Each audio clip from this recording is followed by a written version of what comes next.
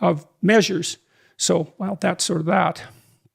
But it does like fly in the face of that need for distributed decision making.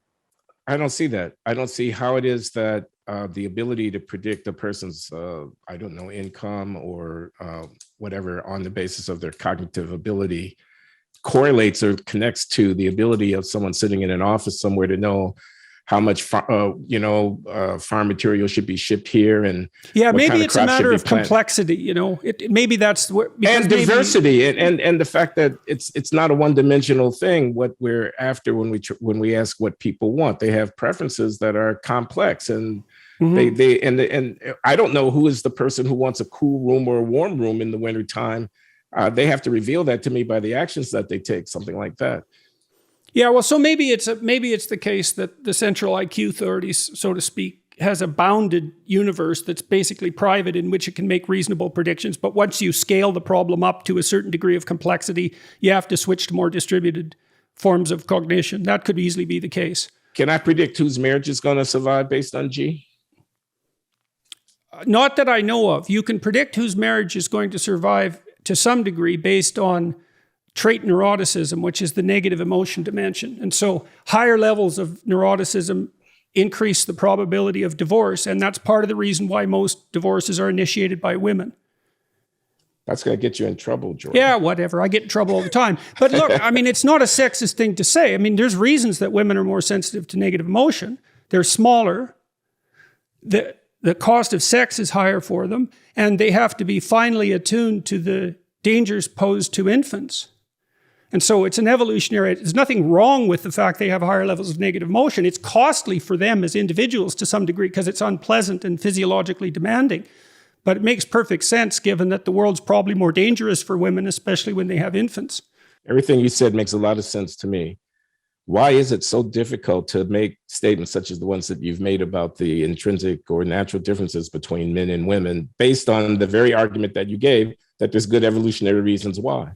Well, I can play devil's advocate for that. So as a psychologist, I do see a technical reason in some sense for separating biological sex from the concept of gender.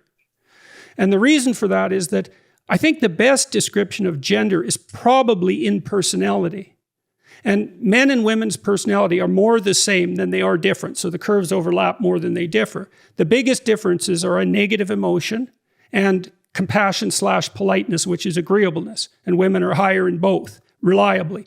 But there are no shortage of women who have a masculine temperament and no shortage of men who have a feminine temperament.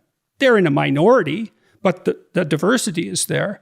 And so when you say something like, well, on average, females differ in this way, it's hard for people who don't think statistically to sort of separate that out from, well, that means everyone's like that. And well, they're not. There's tremendous individual variability. 5 dimensions of variability is a lot of variability.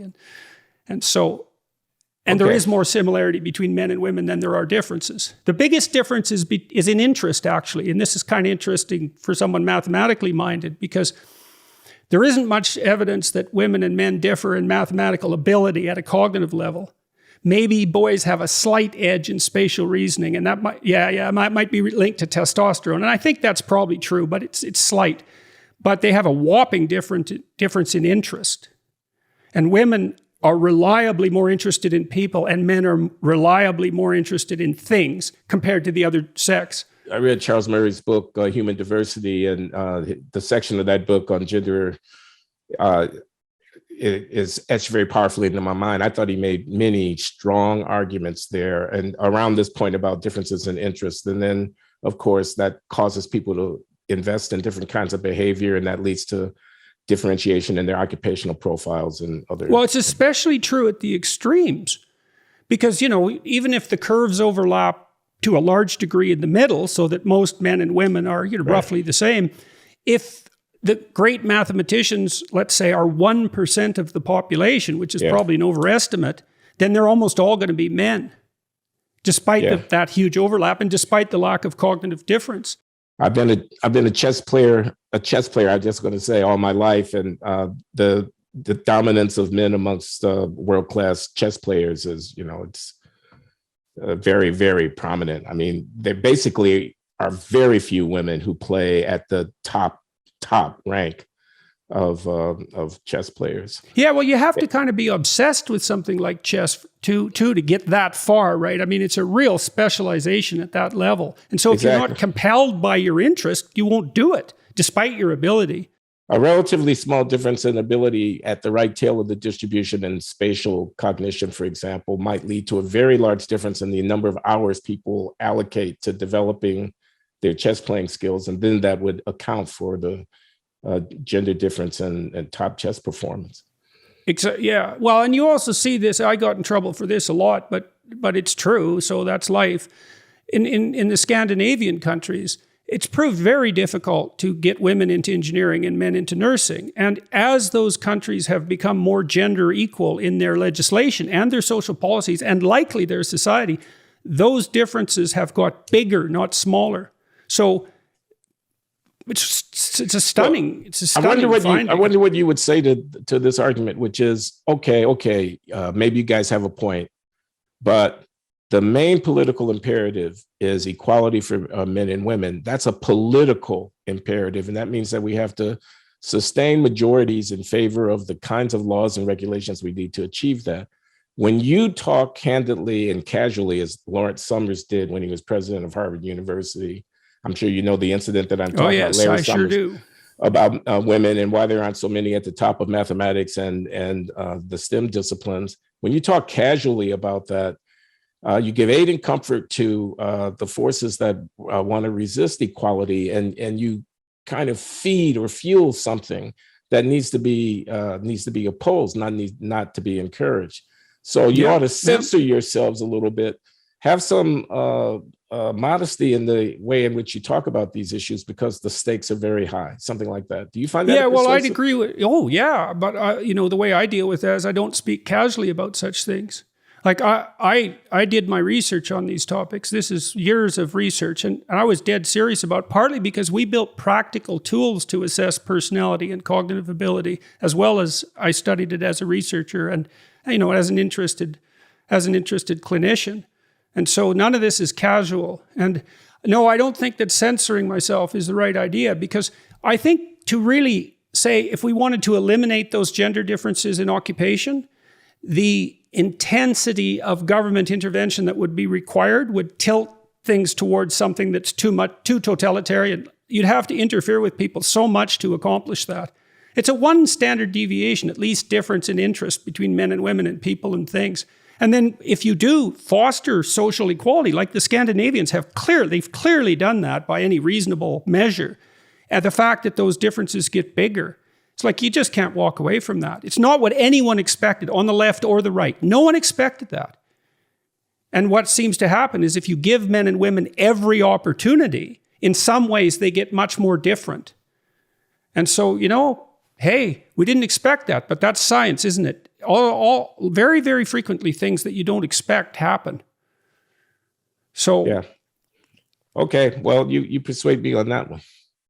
Yeah, well, it's not easy to see how you could set up government policies that would violate people's intrinsic interest. And one of the things you do learn as a personality researcher is that those interests are deep. They're biologically rooted in many ways. So if you're an open person, so that's creativity dimension, that's deeply rooted inside of you. It's a fundamental element of who you are. It can't be easily trifled with or safely trifled with by, well, let's say by political interests. And I really saw that as a clinician, because I'd have people who were creative as clients, and if they weren't doing creative work, they could hardly stand to be alive. Well, this is a theme that might apply across a number of areas, the theme being a pursuit of a faux egalitarianism, an equality in a place where the natural order of things would not have equality be expected. But the ideology of egalitarianism is set against the objective reality of the difference that we're talking about, and people want to make equal in any case. We want to force engineering departments to recruit women so that they have a 50-50 balance, or whatever it might be. We want to subsidize or tax or discourage and encourage people's behavior so as to bring about this equal outcome.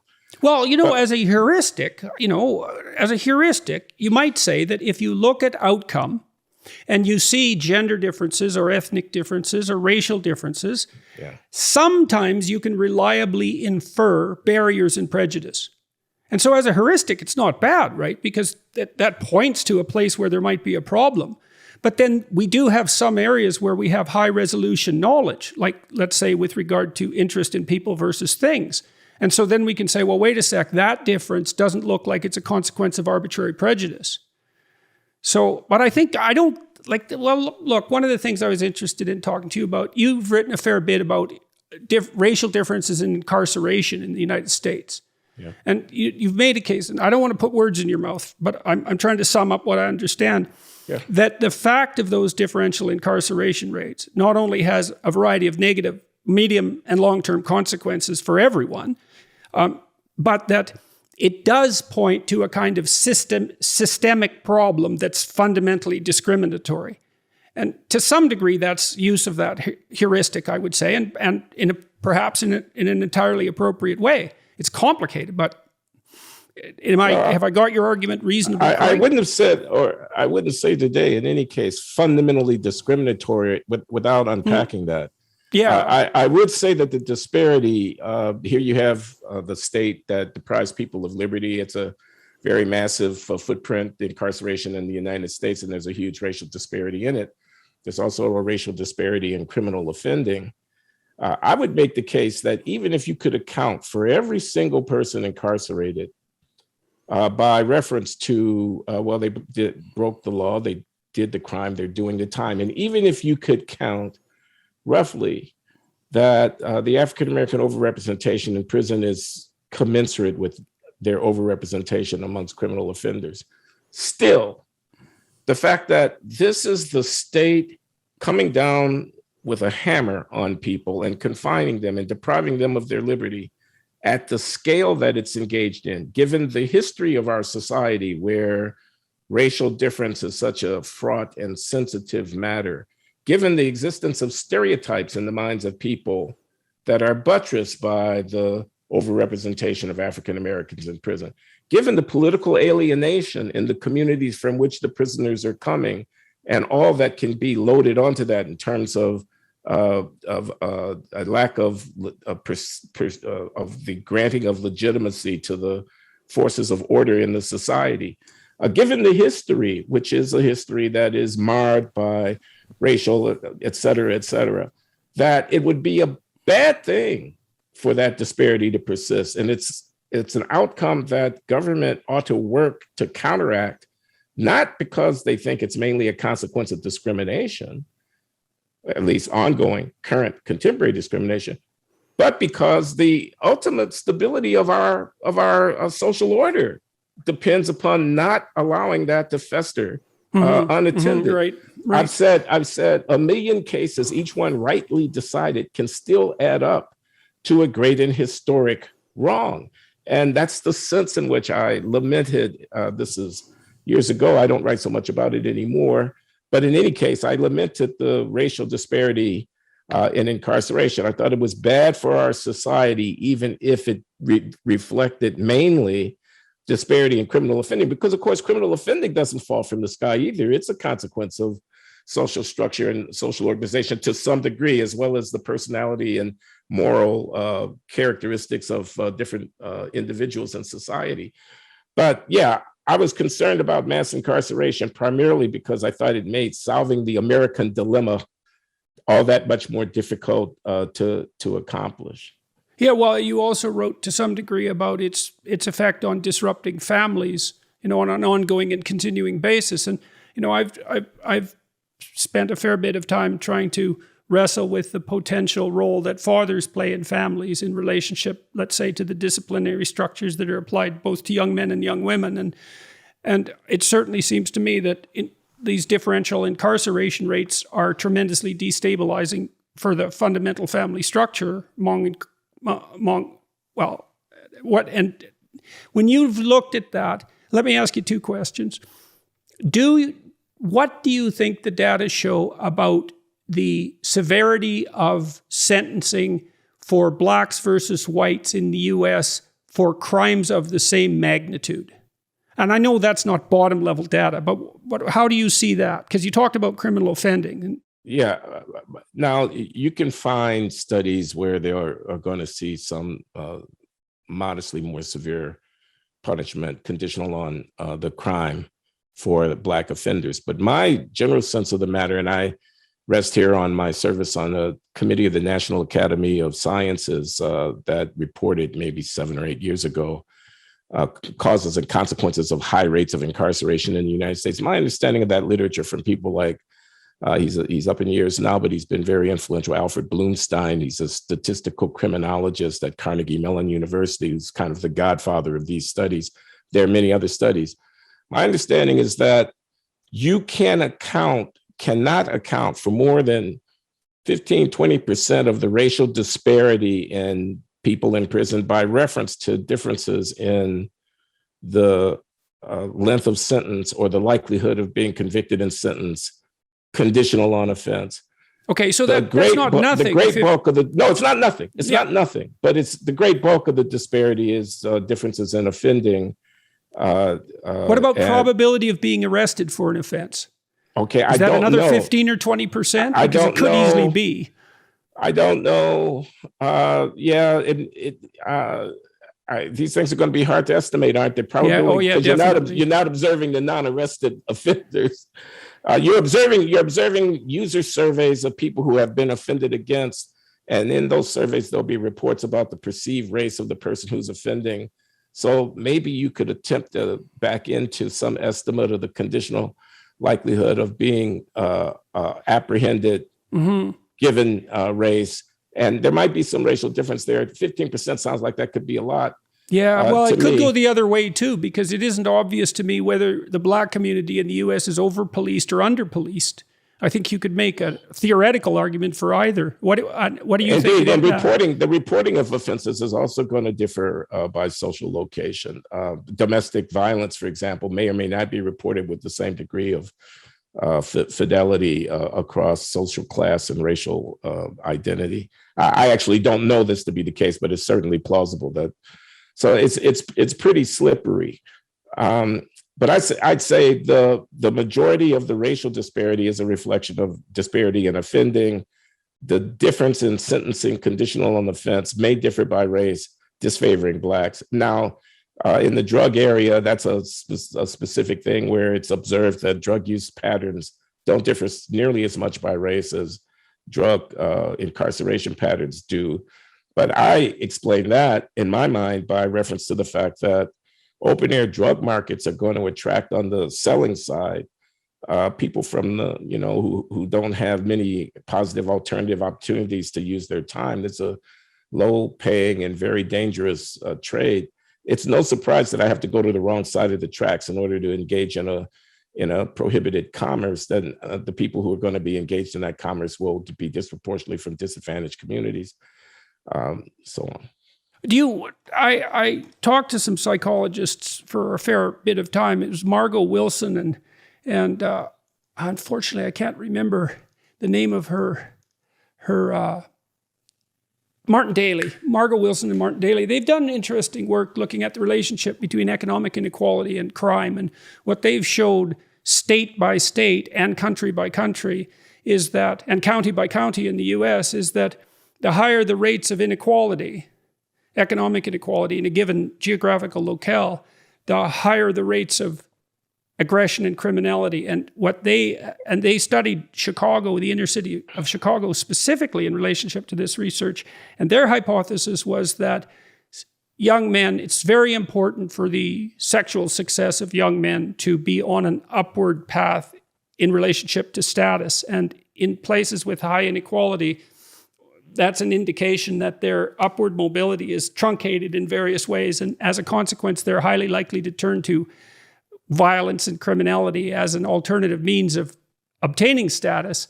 And that's part of what's driving the sorts of things that you're describing. And they show very high correlations between income inequality, county by county, and rates of male aggression, especially among young men. And like the correlations are 0.6, 0.7, unbelievably high for social science. So, well, that's interesting. That's news to me, but that's seeking status, and when you can't do it by high income, then you do it by you do it by hook or by crook, because it's so fundamentally important, and especially for young men, because here's another gender difference. They're competing for the services of young women. Is that yeah, absolutely. Well, and young women use status as a marker for competence way more than young men do. So young women are much choosier as sexual partners for obvious reasons. The cost of sex is a lot higher for them. And what they are looking for is something like competence in climbing social ladders. And then they use social status as a marker for that. So I have a question. If there are these deep psychological and social psychological dynamics at work, how much influence can culture,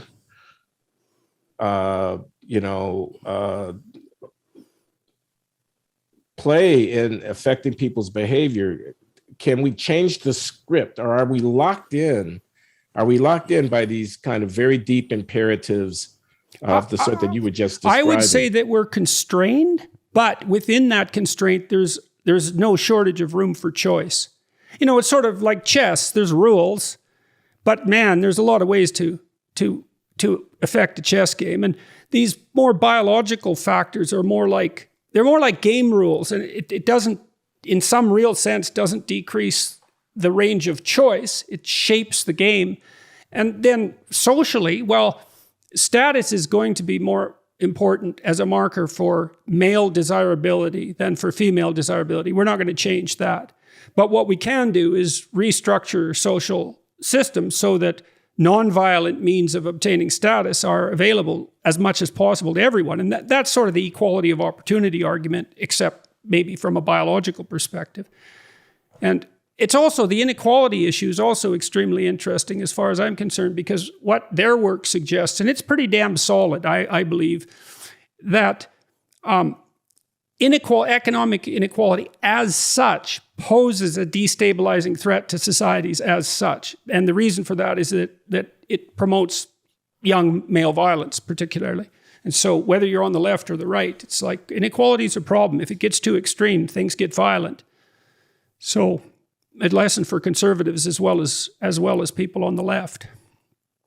So, okay, but inequality is inevitable, is it not? And well, that's another thing I wanted to talk to you about. Yeah. Well, let's talk about that, because I had this client who was a mathematical genius, a clinical client. He taught me a lot of things I didn't know and I hadn't learned as a statistician. And one of the things he talked to me about was the Pareto principle. And so I went and looked into that in some depth. And so I found, for example, that it's such a strange phenomenon. It's like the square root of the number of people operating in a specific discipline produce half the output. That's the law. And so if there's 1,000 scientists working on in a discipline, 30 of them publish half the papers. And you can look across, it's the same with basketball, hoops successfully managed, hockey goals scored, soccer goals scored, records produced, books written, books sold, records sold. It's like everywhere, this law, this weird square root law. Sometimes people sum that up as the 80-20 principle, but it's way that's worse. The way I heard it. Yeah, it's way worse than that. Yeah, it's way worse than 80-20. Yeah, well, it implies, for example, if you have an organization with 10,000 people, 100 of them doing half the work. Yeah. Now, if you have 10, it's 3, and that's not so bad, but at 10,000, it's 100. And you think, no way. It's like, well, if you meet some of those people who might be in that 100, you might think differently. So, and this looks like this some fundamental rule. And so you're interested in income distribution. And so what do you make of this sort of thing? Well, it reminds me of a classic paper by the late economist Sherwin Rosen, University of Chicago, called The Economics of Superstars. And he starts it out by observing 80-20 like observations by, let's look at the earnings of tennis players and look at the rank. So how much total prize money is won by tennis players and what proportion of it goes to people based on the rank? And he gets something like an 80, the top, 20 or 25 tennis players are taking in, the vast majority of the winnings. And it, record sales by musicians in various genres of musical production and whatnot. Similarly, the top ones are getting most. So he says, how can we account for this? And this, I think, should be a part of anybody's effort to explain the Pareto principle as you've defined it, or the 80-20 rule. He says, look, to produce something that people want to see, you need talent, but you also need other resources. And so it's the combination of the productivity of the talent, which is scarce and distributed in the population, and the effectiveness of their ability to command other resources, which taken together determine what they will be able to produce. Right, so you need a combination. So imagine one distribution would be talent, and so you need to be in, say, the top 10%, but that's not enough. You also need, I don't know, you need to be in the top 10% of education, say, to be a successful research scientist. And the juxtaposition of those two curves produces a real fractional percentage, and those people are hyper qualified for that particular enterprise. And it's so something like that. Yeah, now he adds another element, which is, let's take opera singers. He uses this example. So in the old days, before you had high quality sound reproduction, such that you could sit in your living room and listen to a recording of an opera singer through your speakers, that produced an effect that was almost as good as being in the opera house. Before that, you had to actually go to the opera house to hear opera. Now, the opera house can only accommodate a couple of thousand people max. So the very, very, very best opera singers could still only command an audience of a couple of 100,000 people in any given performance, which leaves plenty of room for the second, third, fifth, and 30th best to be able to travel to the small towns and still make a living. But once it becomes possible for the best to record their performance and to distribute it in that way, the person sitting in the small town has a choice. Do I go to hear a 20th rate opera singer in the local hall, or do I put a recording of the best one on my device? Now, often they would choose to go with the recording rather than to go to the 20th best. And that means that the top opera singers are not going to command an even greater share of the market. And the insight there is that technological change, which permits the most talented to lever their talent to a larger audience, is the key to understanding why they get so much of the take. Right. Well, so it's like the smaller the game, the less the gain at the top. But we expand the games continually with technology, and recording is an excellent example of that.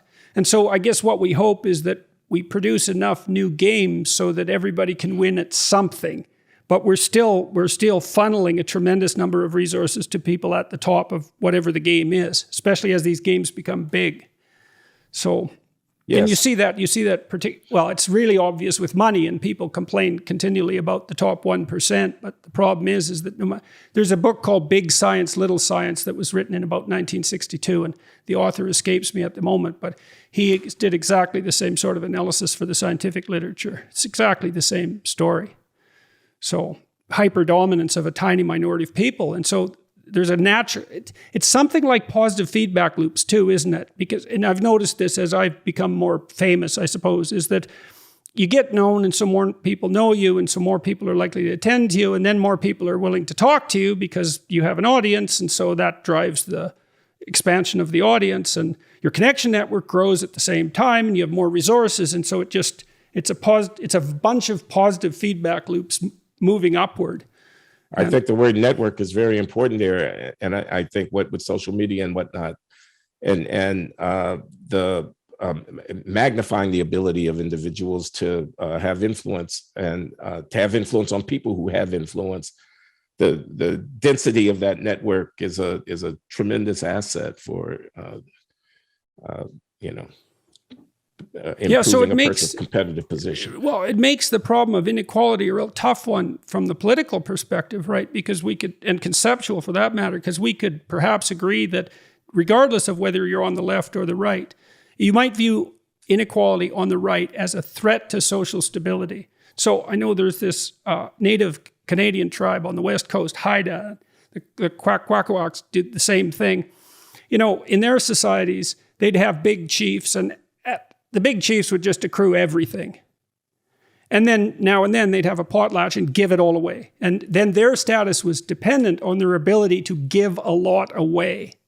And that stabilized their society. Now, those were made illegal by the Canadian government, I think about 70 years ago or so. But, they were thought of just some pagan, an unnecessary pagan ritual, I suppose. But I do believe that that was one of their so-called evolved solutions to the terrible problem of inequality, the fact that, goods tend to accrue in the hands of a few. And the left